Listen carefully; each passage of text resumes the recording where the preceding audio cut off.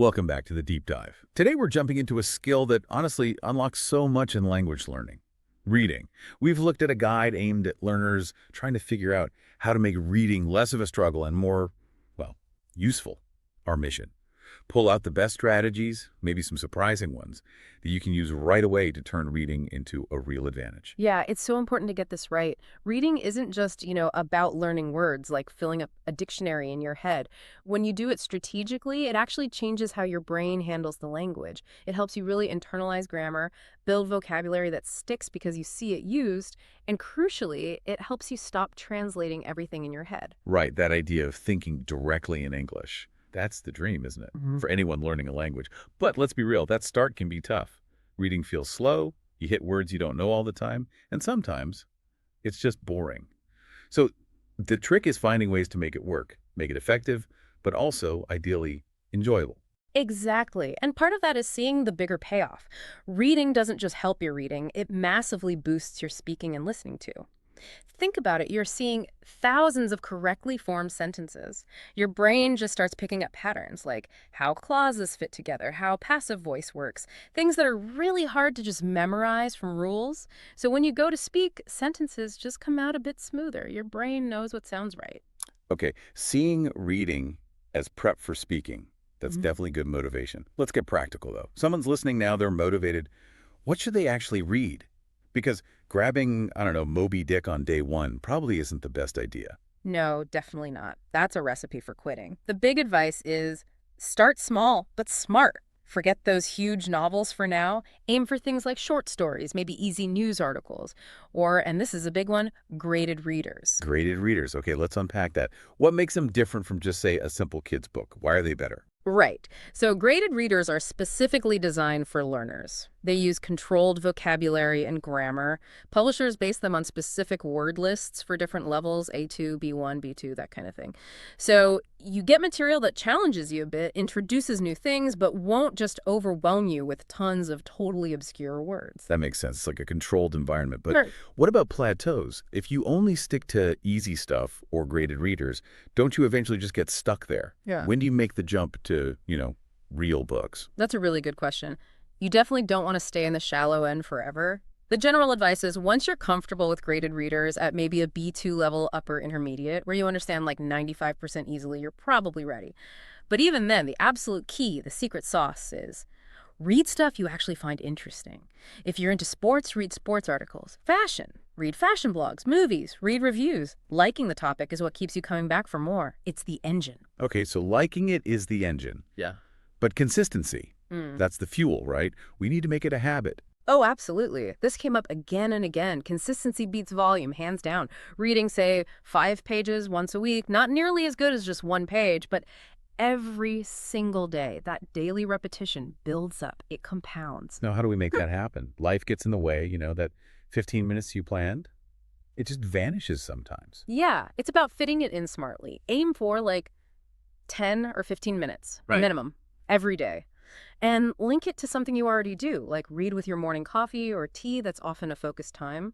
Or maybe right before bed, if reading helps you wind down. The mindset shift is key. It's a habit, a ritual, not just another task on your to-do list. Makes sense.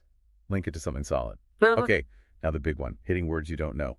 The urge is always to stop, grab your phone or a dictionary, look it up, and poof, the flow is gone. That stop-start thing kills the whole experience. So the core strategy is, well, kind of radical. Don't stop right away. You have to train yourself to use the text around the word. Let the context be your first dictionary. Okay, using context. How do we do that systematically? It's more than just guessing, right? Is there a framework? Yeah, there is. Think of it in steps. First, look nearby. Are there synonyms? Antonyms? Direct explanations? Second, what's the overall tone? Is this word describing something good, bad, neutral? Third, what kind of word is it? A noun, a verb, an adjective. That helps narrow it down. Like if you read, he was shivering in the cold. Even if you don't know shivering, the context of cold gives you a pretty strong clue, right? It's probably about feeling cold, maybe shaking a bit. Use the clues. That feels much more strategic than just random guessing. Get the gist, keep the momentum, love it.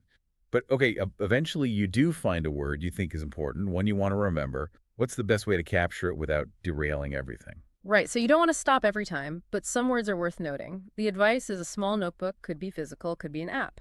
When you find a word worth saving, jot it down. Write its basic meaning, and this is crucial, write the sentence you found it in.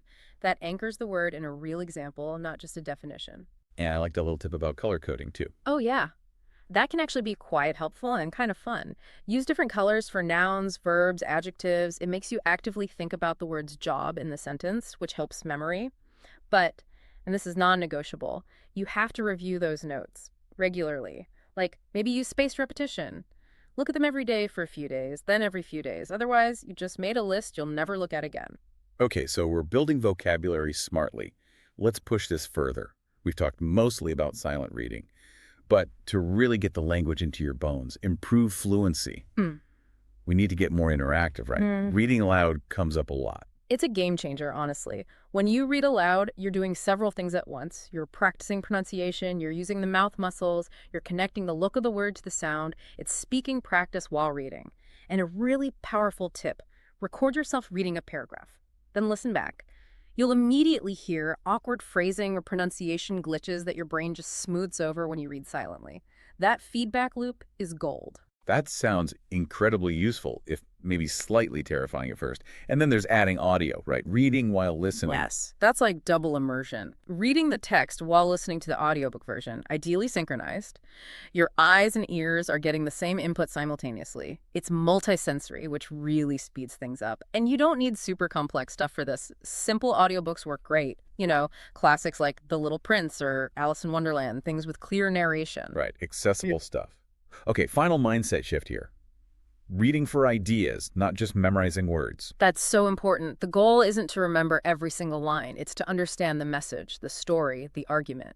So when you finish reading something, a chapter, an article, put it down and try to summarize it out loud in your own words. If all you can say is, it was about some guy, you probably need to revisit it.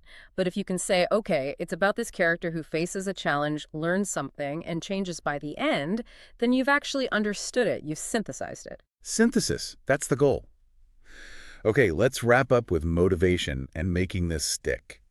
If we're asking you, the listener, to do this daily, you need ways to track it and feel good about it. Absolutely. Goals are key. Set clear, achievable ones, not just read for 15 minutes, which is an input goal.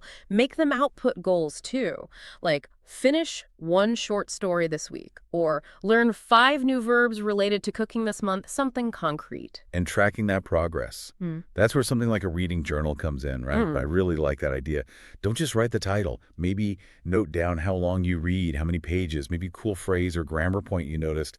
Seeing that journal fill up over weeks and months, that's powerful proof you're actually getting somewhere. Great motivator. Totally. And celebrate the wins. When you finish a book, even a graded reader, acknowledge it. I remember finishing, I think it was Charlotte's Web in English for the first time. Felt amazing. Maybe treat yourself a coffee. Watch that English movie you wanted to see. Reinforce the positive feeling. Make reading feel like a victory. And reading doesn't have to be lonely, right?